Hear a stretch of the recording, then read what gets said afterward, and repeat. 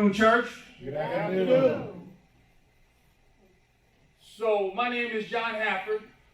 My superhero name is Mr. H. We all Black history, right? Amen. And my story is I think it's exceptional in that the Emancipation Proclamation, which freed our Black people that were in bondage, was in 1863. My father's father was born in 1864. My father, which might be grandfather age for a lot of folks, he was born in 1895. And he was 58 years old when I was born.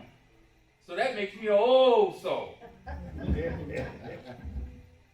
I follow Black. One of my hobbies is Ancestry.com, Ancestry, following Black history. So I do a reenactment too. I think I did that last year. So this year, I first saw this, Lawrence Fishburne did The Letter. It's a Black man that wrote a letter to his former master.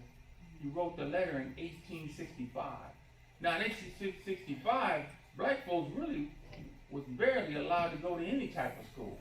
So any kind of education is rare. But this Black man wrote this amazing letter to his former master that I'm sharing with you right now. Sir, I got your letter, and I was glad to find that you had not forgotten Jordan. That you wanted me to come back to live with you again, promising to do better for me than anybody else can. I often felt uneasy about you. I thought the Yankees would have hung you for this. For harboring Rebs they found at your house. I suppose they never heard about you going to Colonel Martin's to kill the Union soldier that was left by his company in your stable. Although you shot at me twice before I left you, I did not want to hear of you being hurt, and I'm glad that you are still living. It would do me good to go back to the dear old home again and see Miss Mary and Miss Martha and Allen, Esther Green and Lee. Give my love to them all and tell them I hope we will meet in a better world, if not in this. I would have gone back to see you all when I was working in Nashville Hospital, but one of the neighbors told me that Henry intended to shoot me if he ever got a chance. I wanted to know particularly what the good chance is your purpose to give me. I'm doing tolerably well here, and I get $25 a month. Can you imagine living on $25 a month nowadays? Broke. I get $25 a month with victuals and clothing, have a comfortable home for Mandy, the folks call her Miss Anderson, and the children Millie, Jane, and Grundy go to school and are learning well. The teacher said Grundy has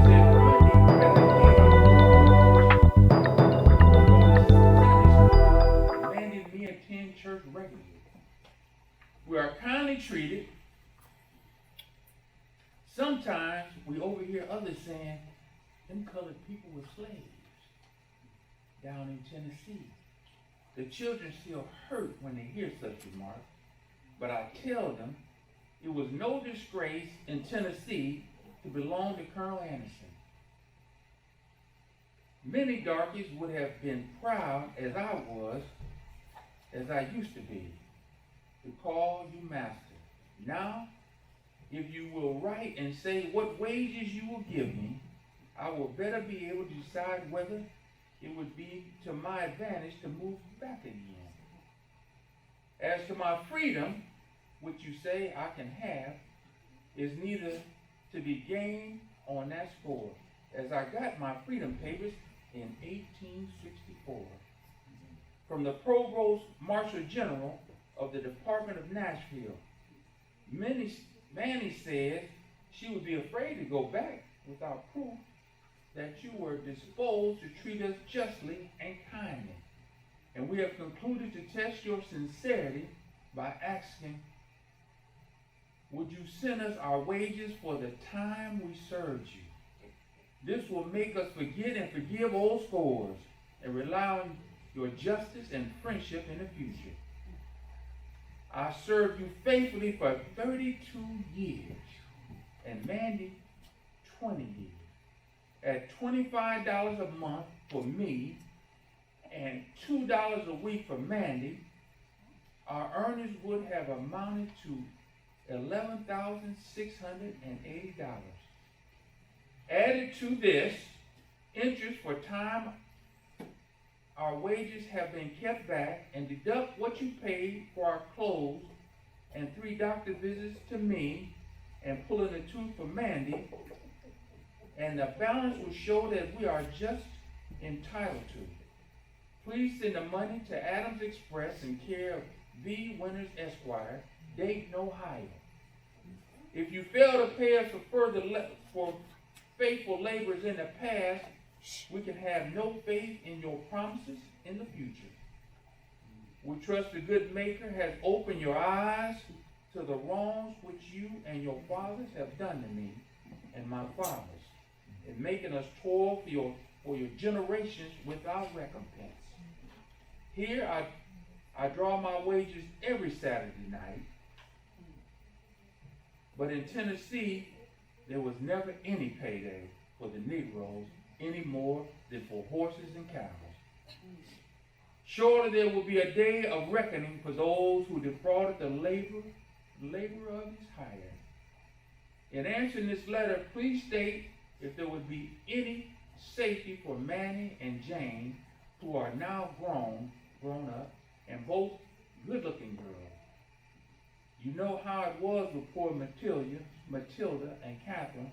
I would rather stay here and starve and die if it come to that, and then have my girls brought to shame by the violence and the wickedness of their young masters.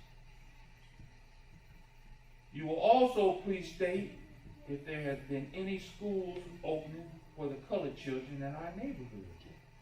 A great desire of my life now is to give my children an education and have them form virtuous habits. Say howdy to George Carter and thank him for taking a pistol from you when you were trying to shoot me. From your old servant, Jordan Anderson. Amen. Thank you. All right.